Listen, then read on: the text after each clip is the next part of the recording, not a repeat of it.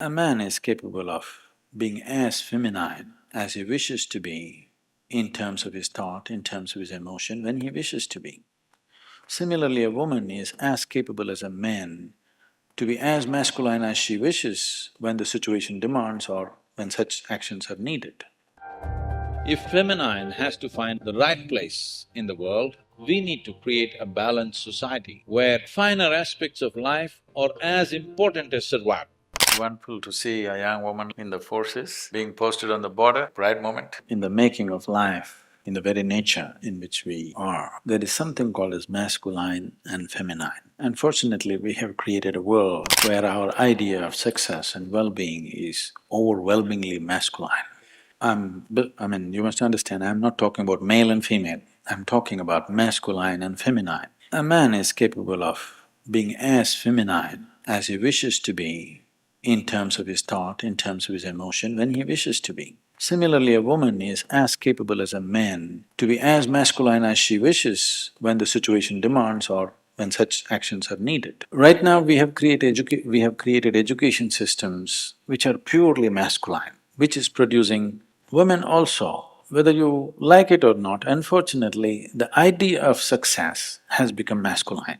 Those who want to be successful, even if they're women, they're becoming like this, which is a serious damage to humanity. If you take away the feminine from the world, everything that's gentle, everything that's beautiful, everything that's aesthetic, everything that is the subtler aspect of life will disappear and only providing and survival aspect of life will exist. Right now, there is a serious concern about this. See, 25 years ago, in a normal conversation, nobody would think it's worthwhile discussing economy, isn't it? We talked about the weather, we talked about juicy things in the town, we never talked about the economy. Today in every conversation, everybody is talking about the economy. Economy means livelihood, economy means providing.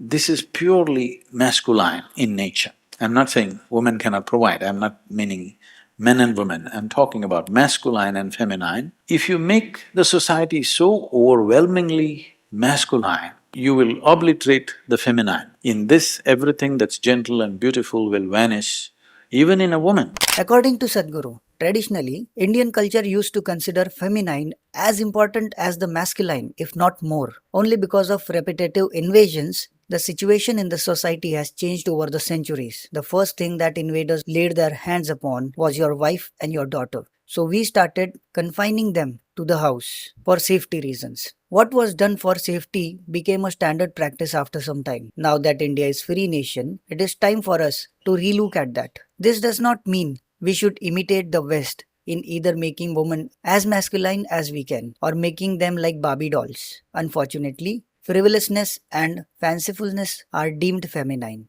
There is no profoundness, no deep-rooted beauty in this. Having the masculine and feminine in equal proportion in the society is of utmost importance. A root or a plant that cannot flower naturally becomes depressed. If the feminine does not find expression, it will lead to depression. Only if the masculine and the feminine are equally at play will humans blossom with themselves and know the peak of life. In yoga, the symbolism always is about showing the Adiyogi or the Shiva always as half man and half woman. The idea is to remind everyone that this is the nature of your existence. So to bring this balance between masculine and feminine is the true empowerment of humanity. If feminine has to find the right place in the world, we need to create a balanced society where finer aspects of life are as important as survival. If in our education systems, music, art, aesthetics become as important as science,